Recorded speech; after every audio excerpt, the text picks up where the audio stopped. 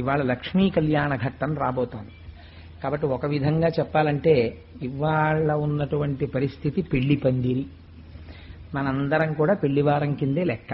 ఎందుకంటే శృణ్వం తపః, వినడం తపస్సు. అందుచేత మనం ఇప్పుడు ఆ కళ్యాణ ఘట్టాన్ని వినబోతున్నాం. అమ్మవారి ఆవిర్భావం ఒక ఎత్తు, అమ్మవారు ఆవిర్భవించిన తర్వాత అయ్యవారితో చేరడం ఒక ఎత్తు. ఎందుచేత నేను ఈ మాట అంటున్నానంటే మీరు ఒక విషయాన్ని కొంచెం జాగ్రత్తగా గమనించండి. ఒక కారు బయట ఉంటుంది. ఆ కారు, నాకు కారు ఉందండి అని ఒక వ్యక్తి అన్నాడు.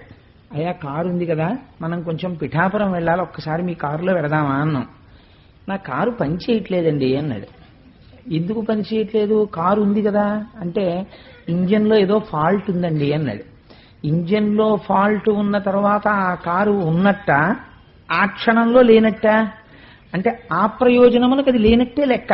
ఎందుకని? శక్తి లేదు కారుకి. అందుకే మనం ఇప్పటికీ కూడా ఏదైనా పిలిస్తే హార్స్ పవర్ అని పిలుస్తాం. ఇన్ టర్మ్స్ ఆఫ్ పవర్ అంటాం.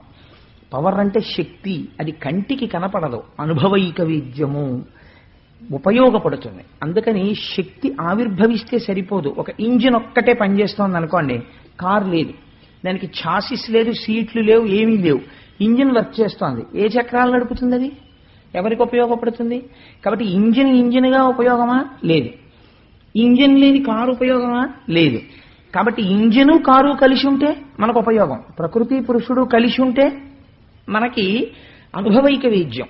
ప్రకృతిగా పురుషుడిగా ఉంటే అయోమయం. అందుకే కళాభ్యాం చూడాలంకృత శశి కళాభ్యాం నిజిత ఫలాభ్యాం భక్తేషు ప్రకటిత ఫలాభ్యాం భవతు మే శివాభ్యాం అష్టోక త్రిభువన శివాభ్యాం హృది పునర్భవాభ్యాం అని శంకర భగవత్పాదులు శివానందలహరి మొదటి శ్లోకం. అలాగే శివశక్త్యాయుక్తో యది భవతి శక్త ప్రభవితుం నచే దేవం దేవో నఖలు కుశల స్పందితుమపి. ఆవిడ లేనప్పుడు, ఆ శక్తి పక్కన లేనప్పుడు ఎవరికైనా సరే చైతన్యము, కదలిక ఉండదు. ఆ శక్తితో కూడిన వాడై అనుగ్రహిస్తాడు. ఇప్పుడు శ్రీమన్నారాయణుడు అనుగ్రహిస్తున్నాడు ఐశ్వర్యాన్ని ఇంద్రుడికి. ఎలా? పక్కన లక్ష్మి చేరి. ఆ ఈయగలిగినటువంటి శక్తి తనతో చేరాలి. చేరేంత వరకు ఆ కటాక్షము కుదరదు. అందుకే వెంకటాచలపతిగా కూడా ఒక గమ్మత్తుంది. ఆయన భూమండలం మీదకి వస్తూనే కటాక్షం చేయలేదు. ముందు ఆయన తపస్సు చేశాడు లక్ష్మీదేవి కోసం. వైకుంఠం నుంచి గదిలో వచ్చేసింది అమ్మవారు, భృగు మహర్షి తన్నాడని.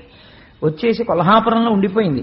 అమ్మవారి గురించి తపస్సు చేసిన తరువాత పద్మావతీదేవి ఆవిర్భావం అయిన తర్వాత, పద్మావతీదేవిని పరిణయం చేసుకున్న తరువాత పద్మాసనస్థయౌ పద్మావతీదేవి నిజవక్షమందున నిలుపుకొనుచు నించున్నాడు.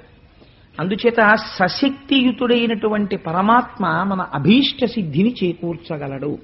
కాబట్టి ఇప్పుడు ఇవాళ జరిగేటటువంటి కళ్యాణ ఘట్టము, అందుకే వివాహము అన్న మాట ఈశ్వరుడికి వాడరు. ఇప్పుడు నేనున్నాను అనుకోండి, నాకు ఎప్పుడో పెళ్ళయింది, నాకు అంత కరెక్ట్ జ్ఞాపకం లేదు కానీ సంవత్సరం పెళ్ళయింది. అయితే నేను ప్రతిరోజు సరదాగా నేను కూడా కళ్యాణం చేసుకుంటానండి. ఎవరో ఒక్కళ్ళైనా వస్తుండండి, కాస్త చూసేడు దూరుతుంటారు కానీ రోజు చేసుకున్నాను అనుకోండి, వీడు ధూర్తుడు అంటుంది ప్రపంచం. రోజు వీడికి కళ్యాణం ఏమిటండి? అలా కళ్యాణం మనుష్యులకి వాడరు. మాట కళ్యాణ మహోత్సవాహ్వాన శుభపత్రిక అని మనకి ఏరు. కోటేశ్వరరావు గారి కళ్యాణ మహోత్సవం అని వేసుకోను నా పెళ్ళైన రోజున. వివాహ మహోత్సవాహ్వాన శుభపత్రిక అని వేసుకుంటాం. అసలు అందులో ఒక రహస్యం ఉంది ఆ వివాహం అన్న మాటలో. వాహం అంటే బరువు, వి అంటే విచిత్రమైన బరువు. నెత్తి మీదకి ఎత్తుకుంటే కుంగదీస్తుంది. ఈ బరువు ఎటువంటిదో తెలుసా అండి? ప్రతివాడు ఎత్తుకుందాం అని సంతోషపడతాడు. ఎత్తుకున్నవాడికి తెలిసాడు ఎంత బరువో. ఎత్తుకోని వాడిని చూస్తే ఎప్పుడు ఎత్తుకుంటాడా అని చూస్తూ ఉంటాడు. వాడు ఎత్తుకుంటున్నాడంటే 100 మంది వెళ్ళి అక్షతలేస్తారు, అమ్మయ్య మా జాతిలో కలిసావు, నువ్వు కూడా సుఖపడిపోతున్నావు నా నుంచి. అందుకని అది వివాహము. అందుకని దాన్ని వేస్తే వివాహ మహోత్సవాహ్వాన శుభపత్రిక అంటారు కానీ కళ్యాణ మహోత్సవాహ్వాన శుభపత్రిక అనరు. కళ్యాణం అన్న మాట ఎవరికి వాడతారంటే ఒక్క పరమాత్మ విషయంలోనే వాడతారు. వెంకటేశ్వర స్వామి వారి కళ్యాణం చేశామండి అంటాం. మీరు ఒక మాట గమనించాలి. అసలు సంప్రదాయమునందు ఒక గమ్మత్తుందండి. కళ్యాణం అన్న మాట పురుష స్వరూపం వైపు నుంచి వాడరు. శివ కళ్యాణం చేశామండి అనరు, విష్ణు కళ్యాణం చేశామండి అనరు, పార్వతీ కళ్యాణం చేశామండి, లక్ష్మీ కళ్యాణం చేశాం, పద్మావతీ కళ్యాణం చేశాం అంటారు. జీవుడు బ్రహ్మముతో ఐక్యం అవ్వాలి. ఇప్పటి వరకు జీవుడుగా కనపడ్డవాడు జీవుడు కాదు, అది బ్రహ్మమే అన్న ఎరుక కలగాలి. తప్ప రెండు పదార్థాలు ఉండవు. ఉన్నది ఒకటే పదార్థం జీవుడిగా కనపడుతోంది. అది జీవుడు కాదు, అది పరమాత్మ అని తెలియాలి. అది తెలిసిందనుకోండి అంతే, జీవుడు బ్రహ్మము అని తెలియగానే బంధనము విడిపోతుంది. అంతే, విడిపోయి తాను ఇక్కడే ఇప్పుడే మోక్ష స్థితిని పొందుతాడు. అది కళ్యాణము. అందుకే ఆ కళ్యాణమునకు ఆలంబనమేది? అహంకార పరిత్యాగము.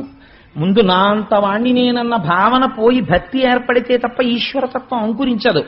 అందుకని తలనీలాలు ఇవ్వడానికి ఉపయోగింపబడేటటువంటి స్థావరములు క్షవరశాల అనరు, కళ్యాణకట్ట అంటే అక్కడ తల ఉంచి ఏం చేస్తున్నారు? తలలీనాలు ఇచ్చి అహంకార పరిత్యాగం చేస్తున్నారు.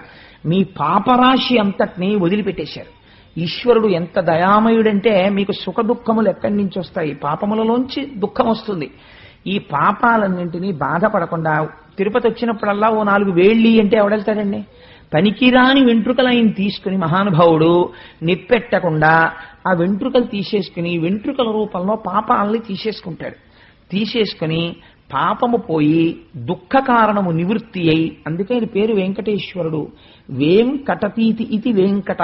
వేం అంటే పాపం, కటతి తీయువాడు. చాలా మంది వెంకటేశ్వర స్వామి అంటుంటారు. రాసేటప్పుడు కూడా వెంకటేశ్వరుడు అని వేకి దీర్ఘం ఇవ్వకుండా రాస్తుంటారు. చాలా పొరపాటు, అలా రాయకూడదు.